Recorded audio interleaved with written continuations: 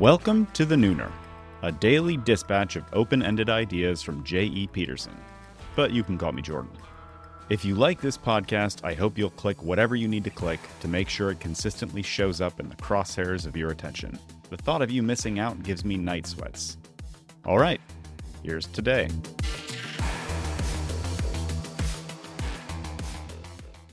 You would die in an apocalypse. And so would I. It's weird that one of the most popular genres of escapist fiction requires the extermination of most humans. The thing about apocalypses is that most people die in them. So if you have fantasies of the apocalypse, that's fine, but please remember that in everyone else's apocalyptic fantasy, you are almost certainly going to be one of the people who dies. I watched Fallout recently, which I think does a great job highlighting this horrible hubris. The people who drop the bombs are the people who have decided dramatically smaller numbers of people are a lot more manageable.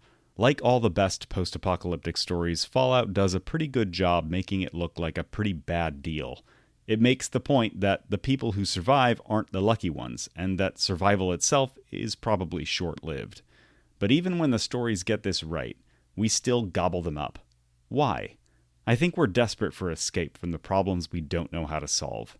There's a seductive simplicity in wiping out all of the complexity of modernity, trading it in for the elemental challenge of survival. Who among us, eyeball deep in the soul-killing process of filing for taxes, hasn't wondered if we might be better off having to hunt for dinner with a rusty machete? Maybe there's some truth to it. It's important to wonder if we might have thrown some babies out with the hunting and gathering bathwater, and then question how we might be able to reclaim what we lost. But beware your cravings for cataclysm, because no matter how much of a badass you think you are, you would die in an apocalypse. And so would I.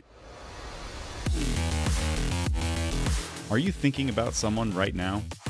That's probably a good indication that they might like to hear what you just heard. I'm not going to ask you to spam your socials, but I am going to ask you to follow your heart. And right now, your heart knows who to share this with. See you at noon tomorrow.